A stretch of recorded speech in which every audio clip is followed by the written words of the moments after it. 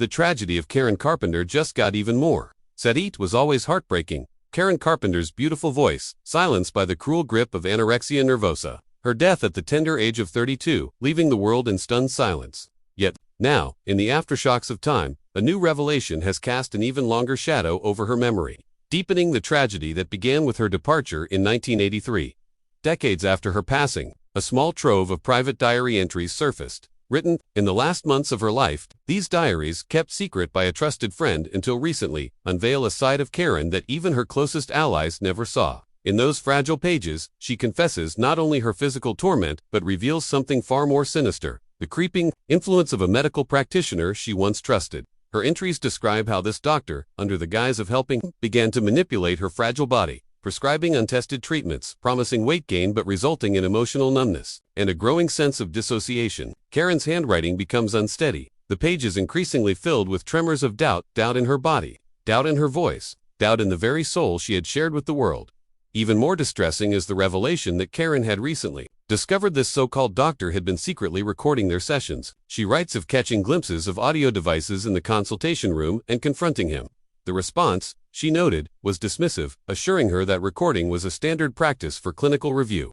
In later passages, her tone darkens. She questions whether her thoughts were being weaponized, twisted into therapy notes that painted her as unstable, overly dramatic, even paranoid. This insidious betrayal, if true, adds a layer of psychological tragedy to an already shattered story. But the diaries hold yet another blow: Karen's fear that some in her inner circle were withholding the full truth about her condition. One particularly chilling entry recounts a late-night conversation with a fellow musician, where Karen confides that she suspects her manager was significantly downplaying her severity by telling clinical professionals that she was improving. Even as she was visibly deteriorating, she wrote, "He told them I was stable, but I'm slipping. I feel the bed tilt beneath me, and no one crashes the car." The entity of her condition now appears not just as a health crisis, but a tragedy compounded by deception.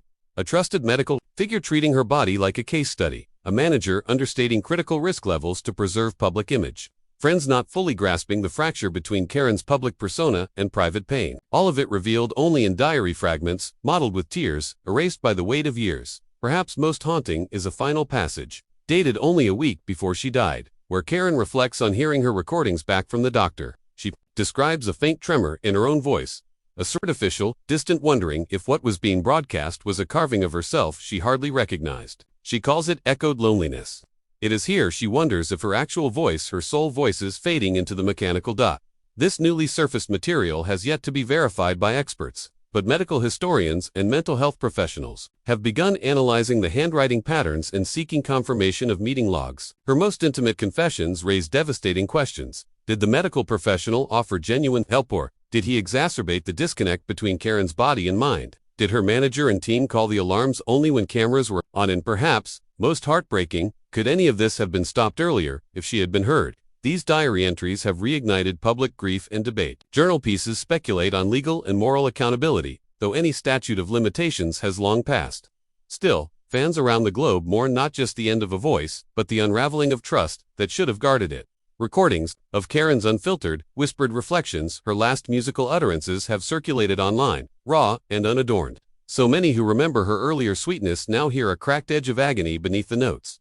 Despite the passage of 4 decades, the revelations feel immediate and they changed the nature of Karen Carpenter's final months. What was once seen only as a tragic consequence of illness now looms as a layered betrayal, the betrayal of care, of trust, and of consent.